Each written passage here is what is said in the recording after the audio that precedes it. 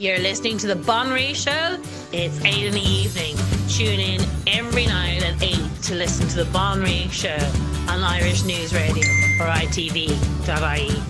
And you can contact anything that you've heard or if anything you'd like to discuss at news@irishnews.net. The Bon Ray Show on ITV.ie and Irish News Radio. Today we're Monday, we're talking about the financial mess, but Ireland's in such a mess, as I say every week. It's not just the finance mess, it's our health, it's our homeless, it's every single thing in this country. The eviction, every single thing. There's not one thing working in this country. The country is collapsing beyond as we look around.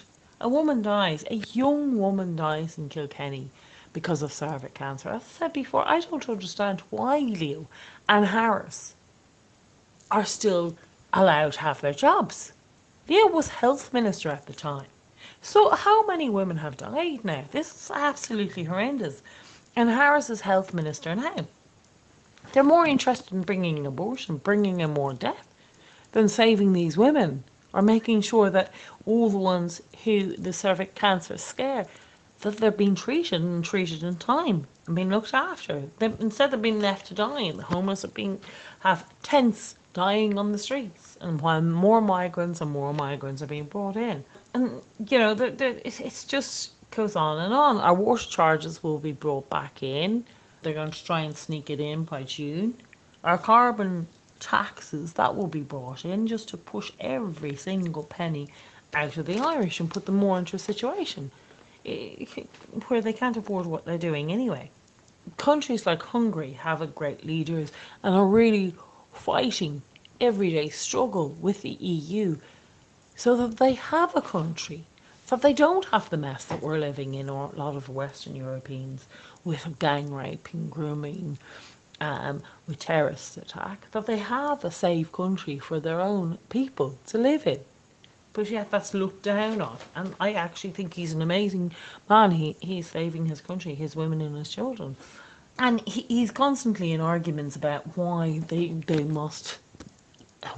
EU are enforcing this migration on them. Shoot to kill is being talked about to bring in France. This is some complete Nazism again because of the yellow vest movements.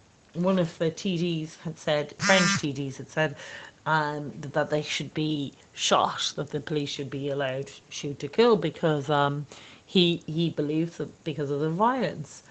And the yellow vest arrested so far tend to be hard-working, everyday citizens who have jobs and are largely hold conservative views. So in other words, what they consider, you know, they're normal, really good people. That is who the yellow vest are, as hard-working, good people with conservative views. They don't want migration. They don't want the destruction of France. And the movement has 80% support of the French. That's pretty big. That means it's time to take that more on down, because if 80% of the French are supporting them, that means even the left are supporting the movement. France moves on to bringing hate speech online, so they're going to start arresting French people now for anybody speaking out about anything they don't like, including the moron that's in office. France is in a bad way, like Germany. It's horrific times, like us in Ireland as well. Italy walks out in a UN migration meeting saying that nation borders are no business of the UN. And he says, you are not loading our country with migrants from Africa and the Middle East. You take them. Fair play to him.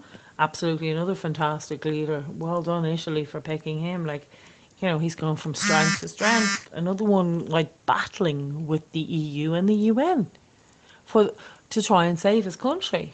It's horrific. They're being held like you either just save your country and you have to isolate yourself financially and you go on your own, or you give in to money and business and whatever and destroy your country and put your women and children's lives in danger. And that is the choice. And they will absolutely bankrupt you if you decide to try and save your women and children in your country then they will bankrupt you. The EU and the UN will take you down. So there are your choices. You either decide to commit genocide, allow genocide happen in your country, and women and children's lives in particular to be in danger, and very likely every second one to be raped or gang raped or murdered or some sort of abuse in some way. Or you decide to save your country and they will financially bankrupt you to a point where you can barely survive or not survive. I mean, for me, if I was a government, I'd pick the latter. I'd rather, financially be broke than having a country where you have a war effects, post trauma stress on these people who will need therapy. Germany, the whole country, is going to need therapy. And most of these Western European countries, like three generations at least, have been destroyed in Western Europe. It's going to take a long time, if ever, recovers from this mess. You will never have a civilized Western Europe. Not like it was before this so-called migrant. You're never going to have a civilized Europe. It will always be a very violent place now, because unless they do what Italy has and turn them away and start sending them home, you're going to always have a very violent, very dangerous Western Europe. You're going to have a third world Europe. And that's what we're seeing. They brought all the third world ways with them to Europe, and all their Islamic ways with them to Europe. So that's what we're seeing. So you have those choices as a leader, but most of the leaders are corrupt and they don't care about their own people.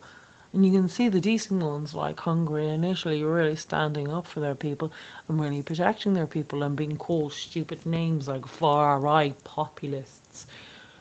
Ridiculous names. And they're things that to be proud of, conservative values, that they're willing to protect their own people. And that's what all governments should be.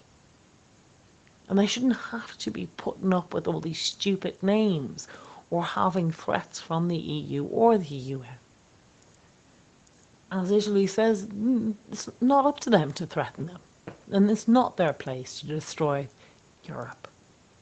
And it's good Italy has this leader, a fantastic leader, and thank God for Italy, because they went through enough with their last leader. So it's good. Unfortunately, there doesn't seem any light in this tunnel for Ireland. We have horrific leaders. There's Fianna Fáil, Fine Gael, Sinn Féin, Green Party, are all corrupt leftist scumbags who are willing to destroy everything about this country. There isn't anybody out there. Renew Identity Ireland, a few people, but they're really not making a huge amount of waves.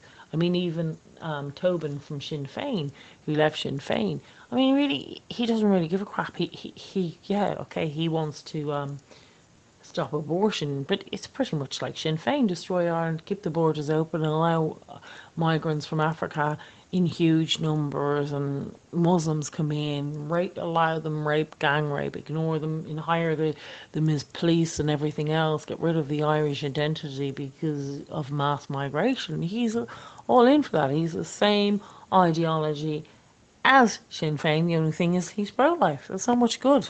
And much more than that. We need to be having people speak out for conservative views, to protect this country, because there isn't going to be a country in 10 years. And, and it is becoming like the rest of the West of Europe. It's a very, very dangerous place. Each of the little towns in Ireland are being destroyed as hotels are being bought off and put into North African migrants who are violent, crazy, and have no respect for women or children, have no value on their lives, not even respect, no value on their lives. So you're putting them into areas, and they're mainly males of a working age that don't speak English, that have no skills, are not legal migrants, and they don't really fit in. They don't fit into refugee sites. They're benefit seekers. That's all they are, benefit seekers, because they come here for benefits. and rape. And then, the government and everything taps them on the back. It is horrible, horrible days we're living in, people. Thank you for listening on the Bon Mi Show. I'll speak to you tomorrow. Thank you very much. On the Gruesome Tuesday tomorrow, we'll be talking about Islam. Thank you very much. Talk to you tomorrow on the Bon Mi Show.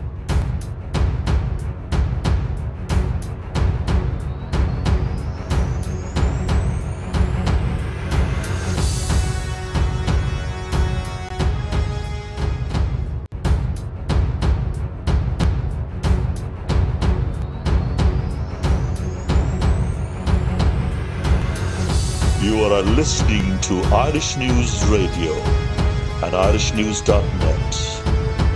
Email news@irishnews.net.